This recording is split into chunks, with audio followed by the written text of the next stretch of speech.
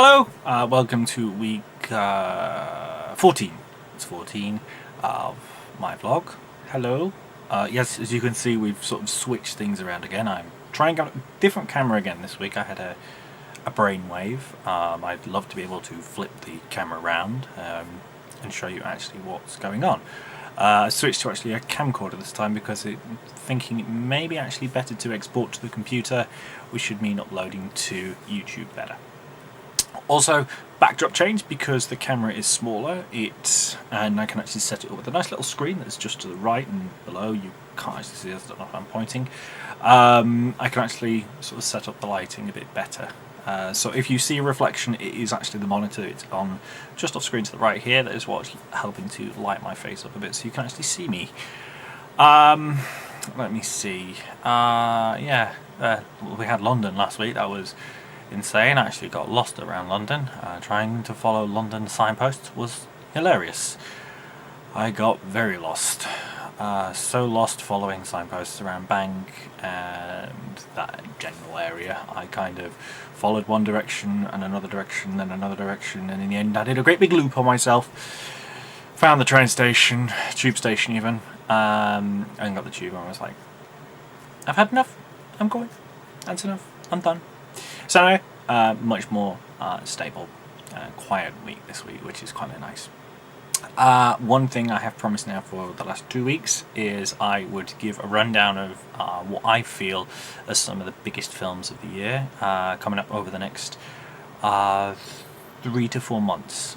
These are based around the US release dates, so there may be some variance in dates. One thing I will say is I have seen one of these films so far. I've seen The Winter Soldier, and for anyone who's seen films like The Avengers, Thor, either of the Thor films, the Iron Man films, the first Captain America film, anything to do with the Marvel films, this is really, really worth checking out. It's very differently done, and I would say it has one of the biggest impacts we've seen to the Marvel universe so far.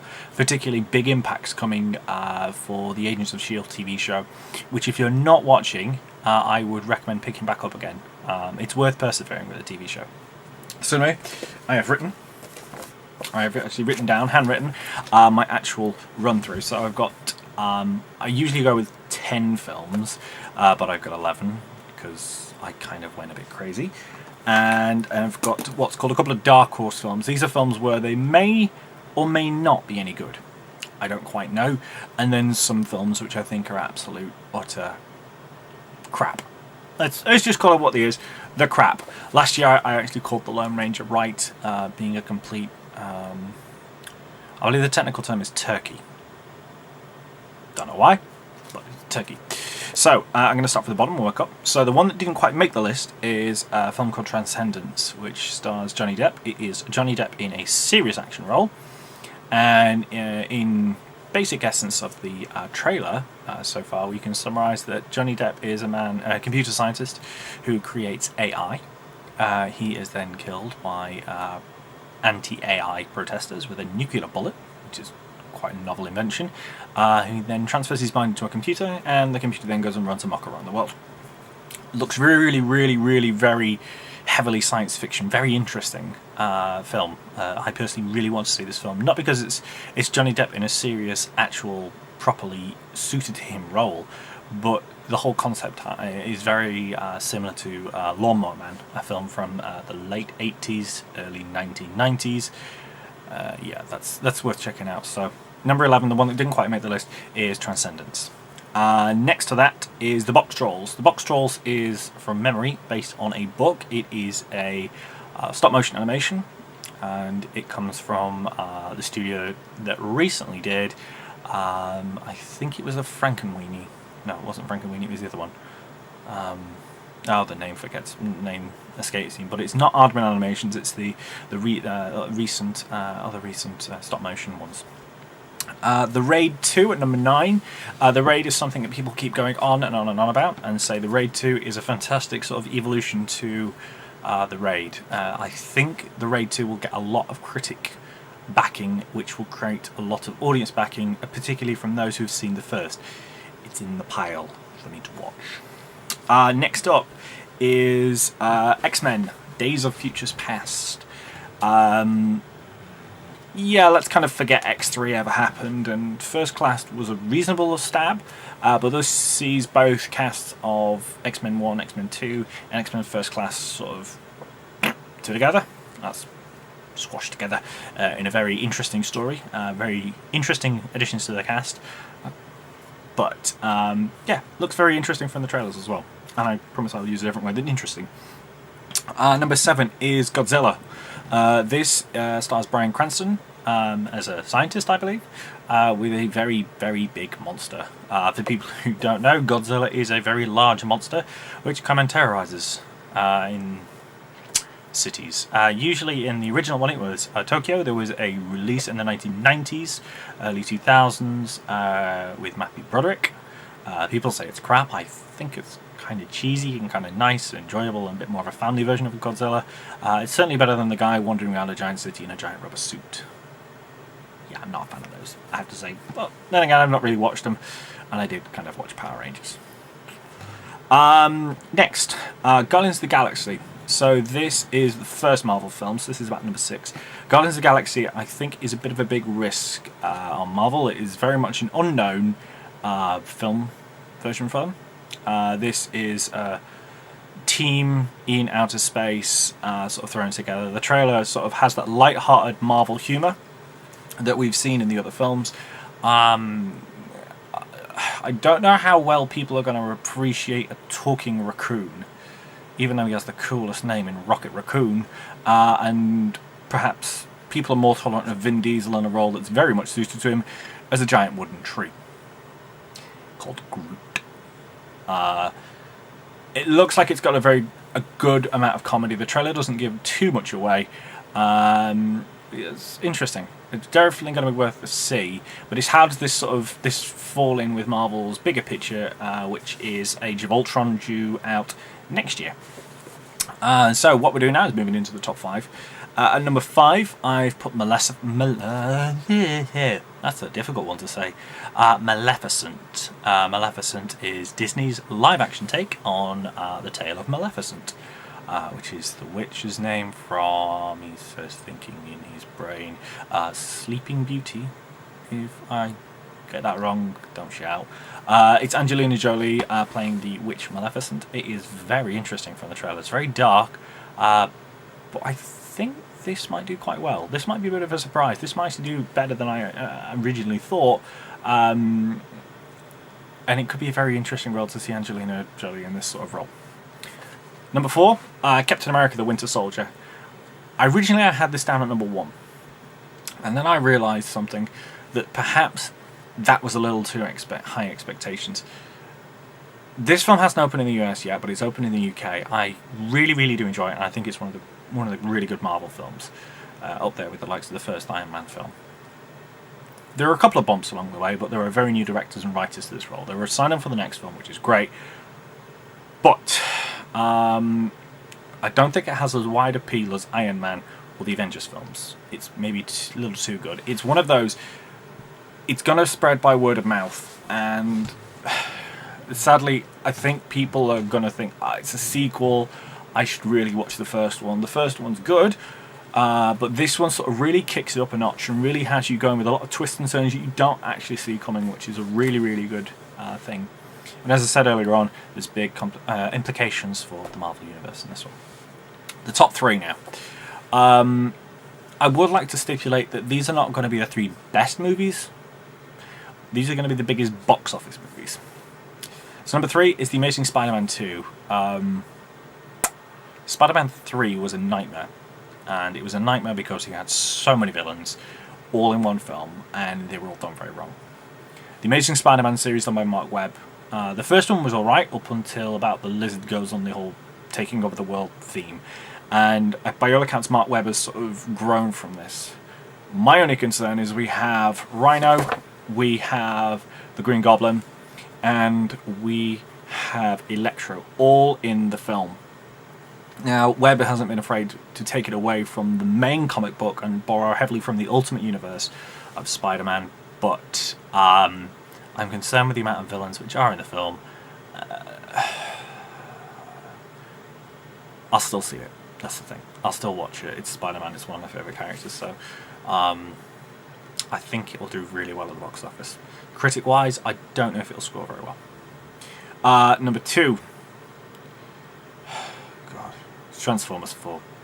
Look, Michael Bay made a really good Transformers. He made a fantastic first film. I really, really, really enjoy his Transformers film, his first one. His second one completely lost the freaking plot. There's no other way to put it. The second one was terrible. The third one went some way to redeeming this, but we lost the plot slightly on the character development. I mean, when did Optimus Prime all of a sudden go killing people? I mean, he doesn't kill. That's a no. No, that's no. He's not his character. That's the villain's character. We're not doing that. No. 4 sees the introduction of the Dinobots, which is a lot of people's favourites. Set the internet alight a bit on that one with them. I really don't know if I'm going to see this one. I've sat through 2 bad ones. He owes me a good one. Do I really want to throw good money after bad, is the question. Possibly not on this one. Possibly not. That I don't think will stop people from going to watch this film. Sorry, Michael Bay, you lost me on this one. Okay. Number 1. Number 1 film of the year. Now, I had this a bit lower down originally, and just thinking about the first one, yeah, it's a sequel. Thinking about the first one of these films, I missed it in the cinema, and I came around to watching it recently, and I actually really enjoyed it. So I think the biggest film of the year is going to be How to Train Your Dragon 2. I think there's a lot of buzz behind this one. There's a lot of oomph behind it. DreamWorks have really, really got a good property here. They're known for making good animated movies, particularly in the likes of Shrek and Shrek 2. Being 2 of their really strongest works, and How to Train Your Dragon sort of really followed in that suit. It's very reminiscent of the Pixar films at the beginning, not the recent ones, which kind of fell off the boil a bit. So I think How to Train Your Dragon 2 is the big movie of the year that's going to do the biggest box office numbers. So I appreciate I've gone on for a while now, but there are 2 other sections I want to talk about. The first are my dark horses. So these are films which may not appeal to everyone, but I think could surprise people and could do really well in the box office. Transcendence, is in this group. I think it is definitely the forefront of this group. Rio 2 is in here as well. Unlike How to Train Your Dragon 2, I just don't think there's enough momentum behind this one, and I think it could go a bit underrated. It could be a good one to sort of distract kids for maybe a couple of hours, which could make it do some decent box office numbers. Dawn of Planet of the Apes. Yeah, the first one's still in my collection for me to watch. Still want to get around to that one. Yeah, this could be an interesting one. It's a nice. The first one apparently was a good reboot of the whole Planet of the Apes sort of saga. I just don't know if it's going to pull in the box office numbers that people think it will. I think it'll be mediocre. It'll bob along. The Double. This is a Jesse Eisenberg film. Interesting trailer, it looks very reminiscent of Fight Club, in that it's him talking to himself, and it appears that he has a second personality that's talking to him about things.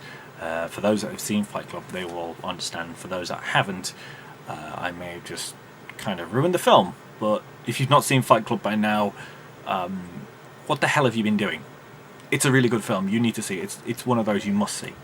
And yep, the final one on this is one I actually put on at the last minute, having seen a trailer for it. It's called The Other Woman. You probably notice there's not a lot of many comedies that do well in the box office. Before now, there are general breakout comedies every year. Before now, we've had the likes of Horrible Bosses. We've also had, the big one is The Hangover. Bridesmaids, another one. There always tends to be one comedy that sort of really jumps out at people and grabs them by the funny bum. I think this one could be it this year. Cameron Diaz in a comedy role, all about cheating husband and the girlfriends and the wife getting even. Kind of looks silly, but it kind of could be really funny. Yeah, it could be interesting to watch. So the final bit, I want to talk about the films I would probably say to avoid. These are the stinkers. These are the turkeys. These are the biggest predictions for the fall flat in your face films. First one is 22 Jump Street. I'm sorry. I know people like Channing Tatum for other reasons, and Jonah Hill for other reasons. I do not think this film has the appeal of the first. I think it's piggybacking on a lot of stuff, and I just don't think it's that. I just don't think it's going to capture the same magic the first one had. So I really, really think it's a bad move to do a sequel. The Expendables 3. I'll be honest, I went and saw the second one in the cinema. I've never laughed so hard at an action film before. In fact, I forgot it was an action film. It was a comedy. I think this may fall flat in its face. I think they don't realise people are laughing at them now. Stallone and Schwarzenegger and all these other great big action films. People are really, really laughing at them because they're stupid. They're trying to relive their glory days, and it just is not working. I think this will fall flat in its face. The next two are really big problems. The first one is Jane Got a Gun. Jane Got a Gun has suffered so many development problems. It's not funny. There are seriously so many development problems in this film. Shooting it, directing it, getting actors into it, people leaving, people coming, people suing about it. No, it's not going to be good. Give it a kick in the teeth. Just put it out to pasture. This is this year's Lone Ranger or John Carter of Mars. Just, no, stop. Pull the plug. Game over. Kill it. The last one. The last one is, it's another Michael Bay film. It is Teenage Mutant Ninja Turtles. The trailer for this came out last week. This is Michael Bay's other box office movie. It contains Megan Fox playing April O'Neil, and it looks horrible. It looks horrible. I mean, those CGI turtles in a live-action film. It's the faces. Oh God, do they look horrible? It's really, really, really bad. You would not believe from the trailer just how terrible these things look. Just totally unbelievable as a character. I really can't say any more than that. It's going to be a crane crash? Yeah, crane crash. A train crash. A plane? No, don't say that one. That's an insensitive one. Let's go with a crane crash. Because that's okay. No, this is going to be a bad film. Avoid. Get rid. No, don't even spend your money on it. Don't even wait for it to come to DVD. Wait for it to come on something like HBO, on Sky Movies. Give it up. Put it on then. When you've got 2 hours, you might just get your money out of it then. Or not. Okay, so, I've waffled on probably for about 10 or 15 minutes now. If you're still with me, thank you very much for watching. Movies is something I'm very passionate about, so I'm really, really into my movies. You can probably tell from my YouTube channel there are movie reviews on here, which I wrote. These are all films I've seen, and I did. So if you want, go take a look at the movie monologue episodes.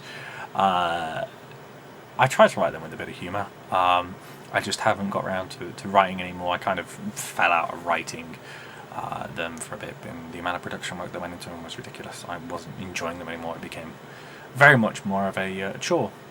So, that's that story. Thank you very much for watching, as I've already said. I will be back next week with a much shorter vlog. If anyone has any questions, please do feel free to ask. Just any question you want. More than happy to ask. Any subject you want me to talk about, I'm more than happy to talk about. That's it. Thank you very much for watching for the third time. I'm very, very sorry it was a very long vlog. And I will speak to you next week. Bye.